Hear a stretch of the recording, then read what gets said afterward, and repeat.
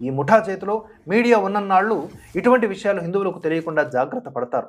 కానీ ఏ రోజైతే social media వచ్చిందో ఈ ముఠా ఇన్ని రోజులు పాటిస్తున్న ఈ ద్వంద్వ ప్రమాణాలు బయటపడి ఈ ముఠా సెక్యులరిజం పేరుతో ఒక వర్గానికి కొమ్ము కాస్తూ మెజారిటీ వర్గ ప్రాథమిక హక్కుల అమలుకు తూట్లు పొడుస్తూ వస్తోంది అనే విషయం బయటపడింది. అందరినీ కాలమే లైన్లో పెడుతుంది. ఈ సెక్యులర్ ముఠా అనే పదం వాడారు చాడా శాస్త్రి గారు, కరెక్ట్.